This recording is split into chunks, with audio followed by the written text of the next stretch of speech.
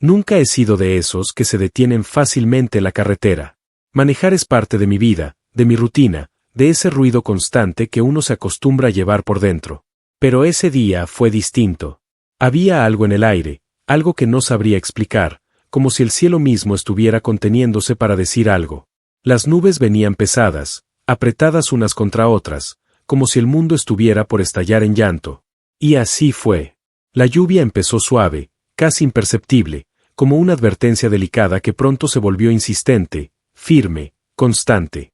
Iba manejando rumbo a Monterrey, con el remolque medio lleno, la mente vagando entre entregas, pendientes y esa sensación rara en el pecho que no sabía de dónde venía. Era una de esas mañanas en que todo parece fuera de lugar, el viento húmedo, el diésel mojado colándose por las rendijas del vidrio, y esa idea extraña de que algo estaba por suceder. Justo al pasar un tramo olvidado de terracería vieja, lo vi. Un hombre mayor caminando por la orilla del camino, empapado hasta los huesos, con la cabeza baja y un costal viejo colgado de una mano. No pidió nada, no hizo señas, ni siquiera miró hacia el camión. Y sin embargo, fue como si algo me apretara el corazón de golpe. Frené sin pensarlo, como si una fuerza invisible hubiera empujado mi pie sobre el pedal. No fue un acto racional. Fue el cuerpo respondiendo a algo que el alma ya sabía. Apagué el motor, encendí las luces intermitentes y bajé. La lluvia me cayó como una sábana helada en la espalda. Sentí el frío colarse por el cuello de la camisa, el pantalón pegarse a las piernas, y aún así, cada paso hacia él se sentía necesario. No por compasión, ni por lástima.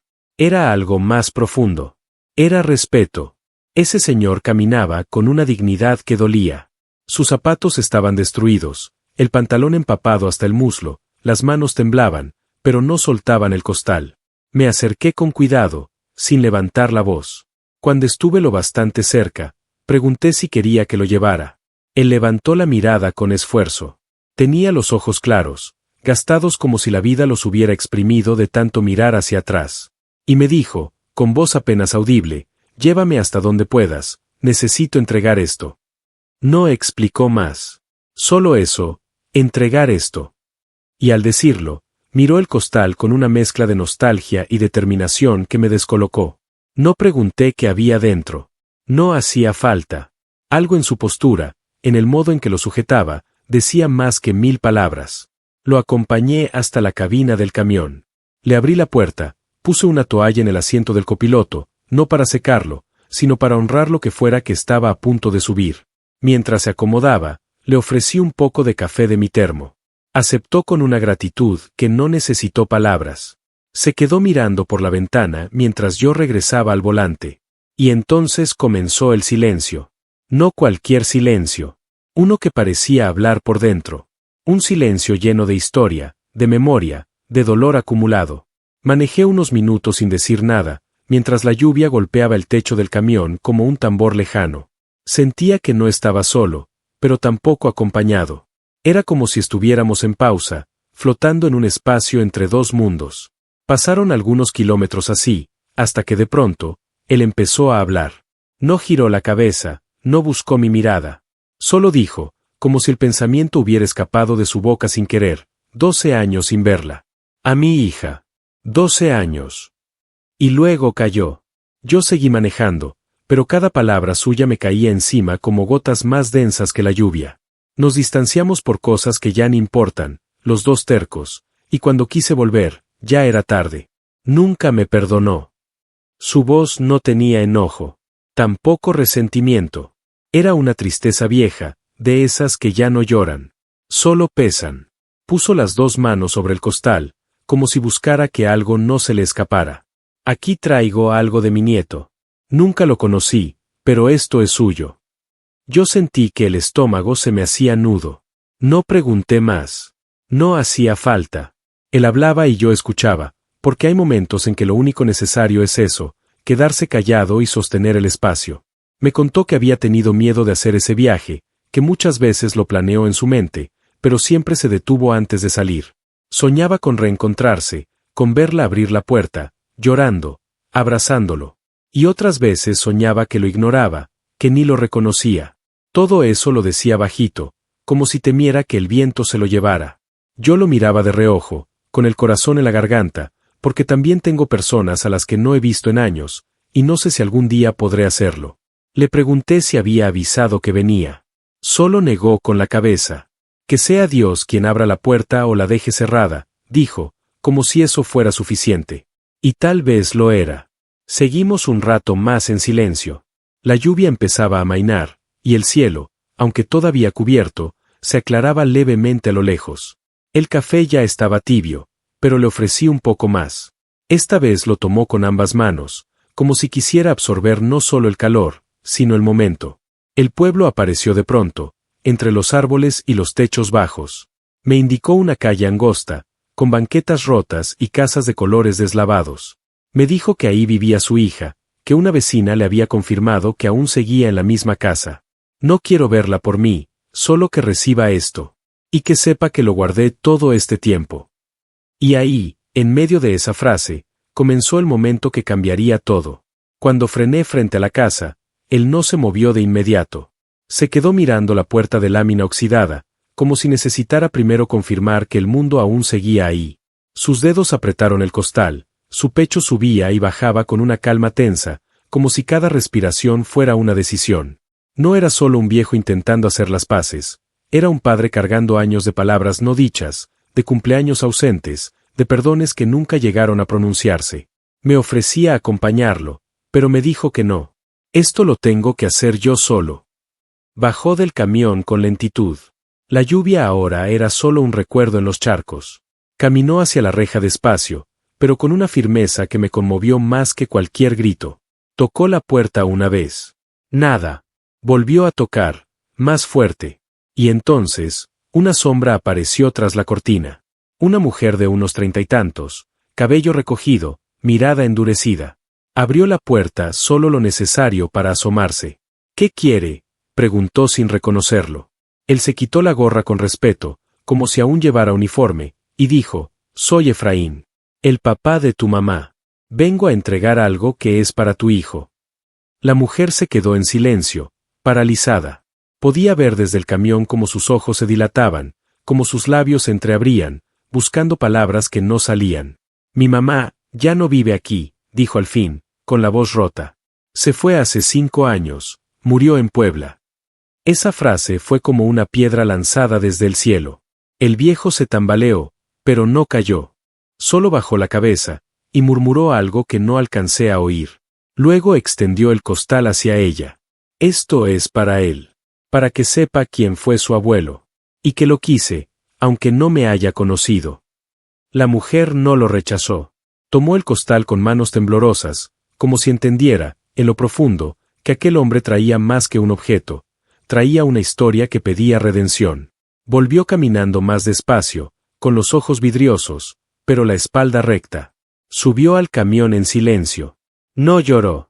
No hizo un solo gesto dramático. Solo respiró hondo y cerró los ojos. «Gracias», dijo al cabo de unos segundos. «Ahora ya puedo irme tranquilo». Me tomó por sorpresa cuando agregó, «No hacia mi casa. Hacia donde sea. Ya cumplí». Entonces entendí que aquel viaje no era solo físico. Había sido una peregrinación personal, un acto final para cerrar una herida que nunca dejó de sangrar. Reanudé el camino sin preguntar más.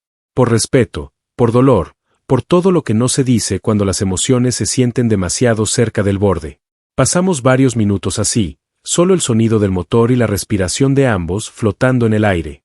Hasta que, sin previo aviso, me pidió que parara en una pequeña capilla al lado del camino. Era una de esas construcciones modestas, pintadas de blanco, con una cruz de hierro y flores de plástico desteñidas por el tiempo. Bajó con dificultad, se persignó al entrar y se arrodilló frente a la imagen de la Virgen. Yo lo observaba desde lejos, con una mezcla de respeto y algo que no supe nombrar. Tal vez era admiración, tal vez culpa.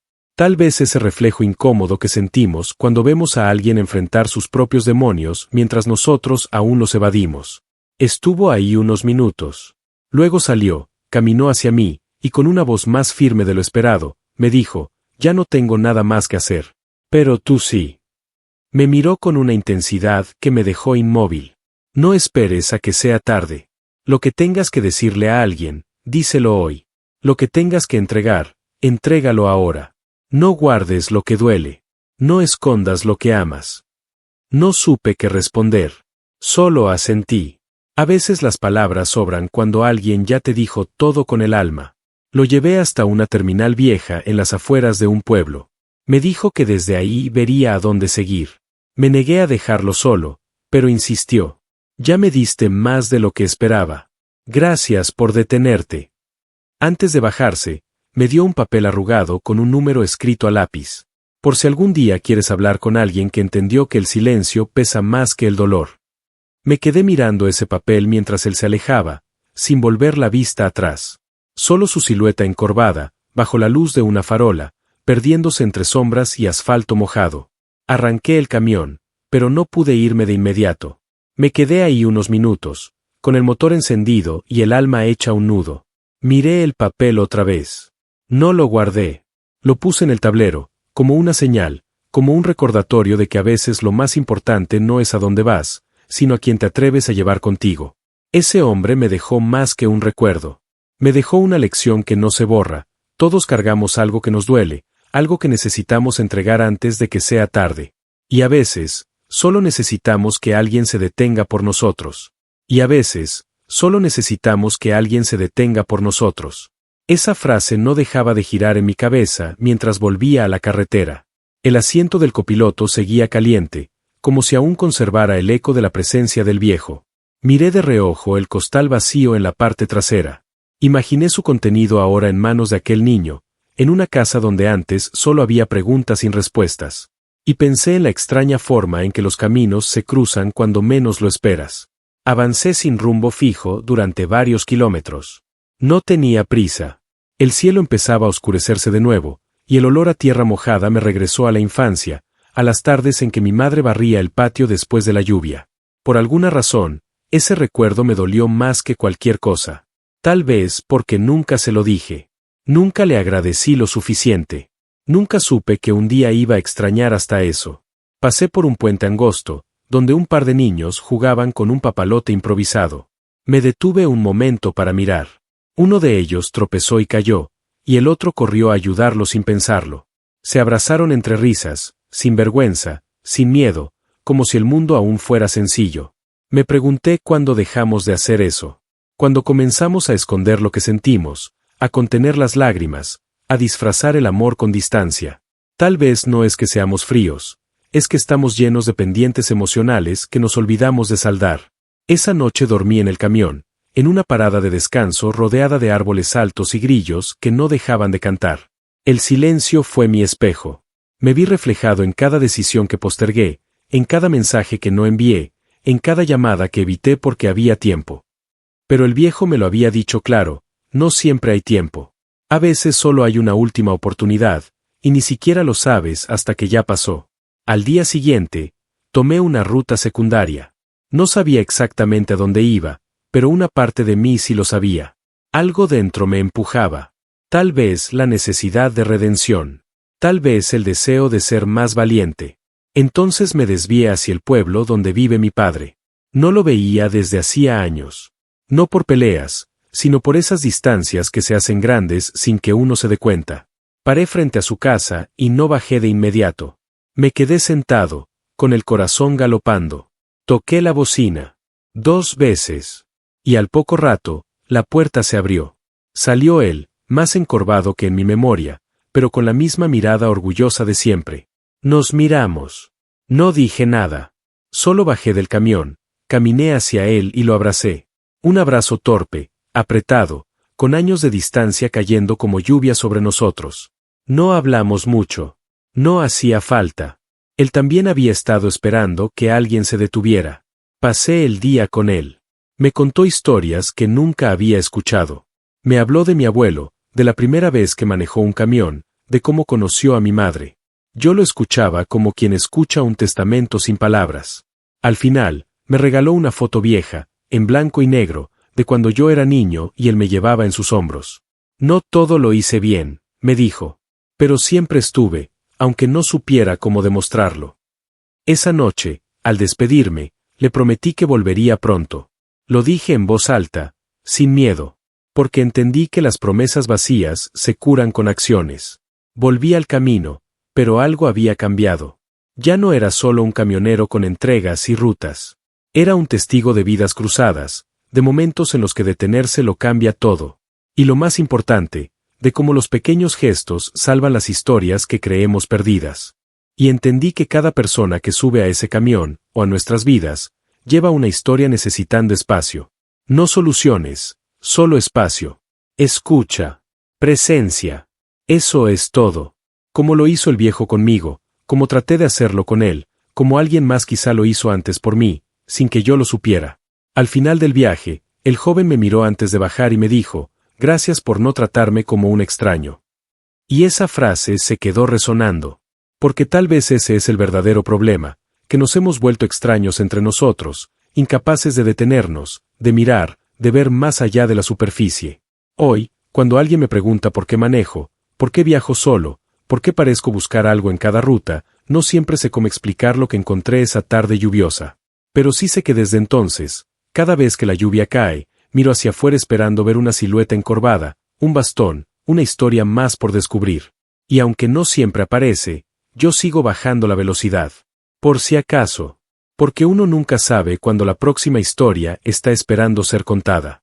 Tal vez está en la siguiente curva, bajo la siguiente tormenta, o en los ojos de alguien que solo necesita que no pasemos de largo.